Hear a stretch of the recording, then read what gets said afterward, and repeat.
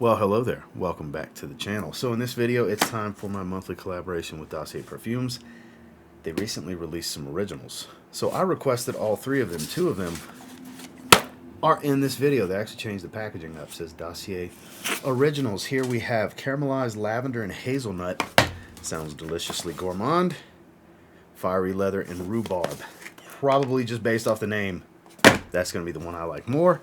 So, we're going to bust these open, talk about the note breakdowns, give them a spray, see what they smell like, see if they did a good job here. This is not clones. This is their first stab at some originals. And at the end of the video, we're going to give away a bottle to one lucky winner, a bottle of their choice. So, stay tuned. So, we're starting with the one that I'm kind of more excited about, I guess you could say. Fiery Leather and Rhubarb, 50 ml. So those of you not familiar with Dossier Perfumes, they are clean sourced. Oils come from France. If you don't like what you smell, you spray the bottle. You send it back and get a full refund if you don't like it. It's interesting just to see it all this orangish color. The Genderless collection. So they're all unisex fragrances. We've liberated your fragrance from a hypersexualized mold by marrying traditionally opposing ingredients for a harmonious fluid blend. Okay, let's take a look at this note card about this perfume. So you get all the information you need on the card with each one. There we go. So, olfactive family is ambery and green. I'm being sold already. Fiery Leather and Rhubarb is an unconventional medley of raw materials, florals, vegan black leather accord, and rhubarb. This bold scent builds off of each ingredient to deliver a balance of masculine leather and feminine florals with the vegetal notes of rhubarb. Tops rhubarb, nutmeg, and melon. That's an odd combination. Mid of geranium, rose, and saffron. Base of vegan black leather and vetiver. Doesn't give the concentration like they traditionally do. Kind of surprised about that. Same bottles. Let's see if it says on the bottom. It does not. It has the name of the fragrance, though.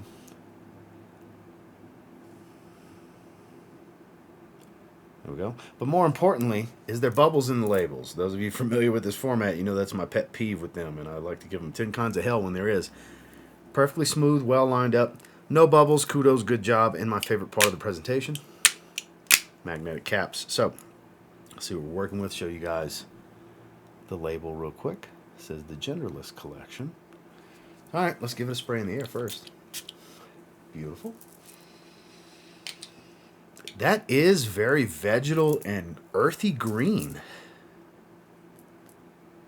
Very. That's not what I was expecting it to smell like. Give it a good spray. This is quite earthy and green. Ow, it's strong too. Jesus Christ. It's like just like almost choking me out. It's engulfing the airspace. And this stuff is powerful. Good God. It's kind of too much. Anybody likes beast mode, here you go. Hands drenched. Okay. So it's very vegetal green and earthy. Very green and earthy. But I also get that kind of melon fruity smell that gives a little bit of freshness here. This is definitely on the unique side. I haven't smelled this scent profile in another fragrance before. I give them that for sure. It's called the Genderless collection, but it seems pretty masculine to me. You know, I know a lot of women that like masculine fragrances, but it's pretty masculine to me. I can taste it in the air still. This stuff's crazy strong. It's settling in. There's this freshness that it's a little bit of a melon smell. Rhubarb, interesting enough, I guess is helping with that freshness. I don't get really, that could be some of that vegetal smell though. But what's making it so green? It's got to be the rhubarb and vetiver, I guess. Saffron, I don't really get a lot of saffron. Geranium could be providing some of that freshness though. That could be minty, but I don't get any rose. I don't get none of that. A lot of leather. I don't necessarily think black leather when I smell this either. I definitely get a very distinctive leather smell, but it's a very herbal green smell, really, is the dominating accord here. This isn't for everyone. This is not mass appealing. This is not a crowd pleaser. This is more of a statement making type of scent profile. This isn't your everyday leather. There's some everyday wear leathers out there. This is not one of them. This is more special occasion, I think, because it makes such a strong and bold statement, and it's so aggressive. It's a very aggressive smell on the top. Now, it has calmed down, but that opening spray, it's very aggressive.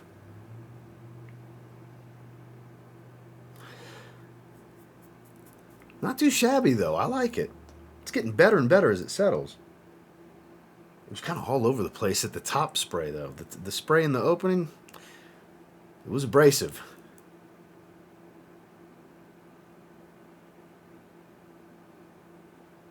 It's getting a little warmer, but not super spicy. Kind of digging it, but I'm a little indifferent about it because this isn't something that I would wear all the time. But the leather here is believable. It's a vegan leather. I mean, no leather oil is made from, is it actual leather, cowhide skin or anything. It's made up of accords. Vegan black leather.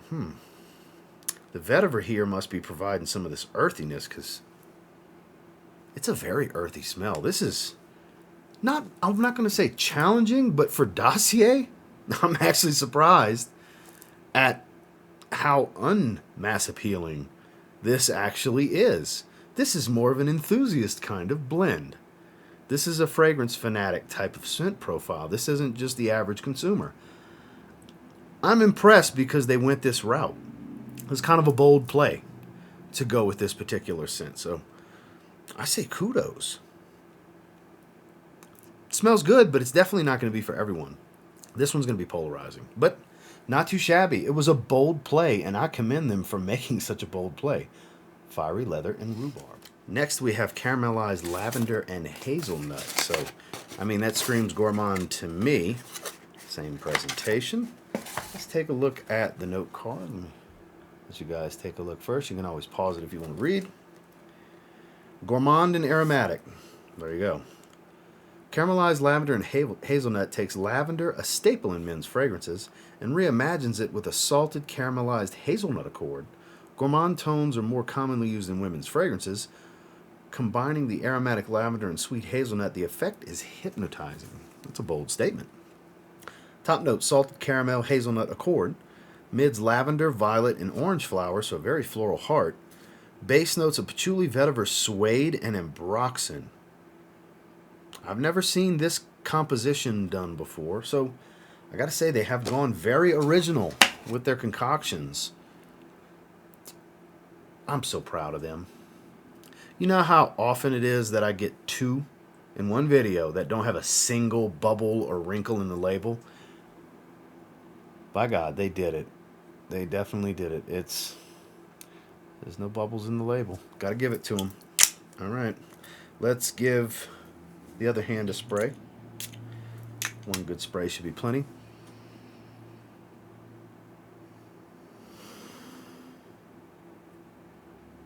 It's definitely a lot of lavender. It's got a candied, like almost toffee smell out in the air. Just in this opening blast. Let's give it a second here. Oh, that's a little bit different up close from what that just out in the air was from that mist. The card there. I definitely get a saltiness to it and a fuzzy suede. That's what kind of jumps out at me. The lavender here is not super soapy, but I do get a little bit of a cut, fresh cut lavender smell. Maybe not on the same level as like a Kajal Ferris or anything like that, but the caramels, this accord, it's not overdone, but it is a little bit syrupy in the sweetness to this one. This is definitely very much a gourmand. I have to say, this top is dominant. Ambroxan's in here, okay. That might be what's providing so much freshness, because for being as thick and sweet and salty as it is, it's still very fresh. Surprisingly fresh. That's got to be this lavender and ambroxan combination. Ambroxan's really going to provide a almost soapy-like feel, shower gel, clean freshness that really pushes. Ambroxan's pretty strong fragrance oil, aroma chemical, as it's technically considered. I don't know. This one's much more laid back, casual, and everyday for a sweet fragrance lover. This is something you can wear every day because there's definitely some freshness here. It's not overly sweet. Distinctively sweet, but not overly sweet. I have to admit, though, I've never smelled this profile before either. I'm not saying there's nothing that exists out there like it. I've just never smelled anything else like it.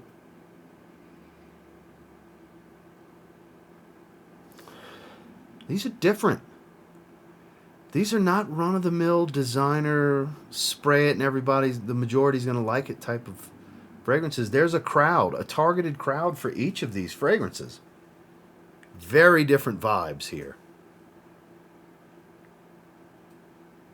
I could see myself wearing this one a lot more than Fiery Leather and Rhubarb.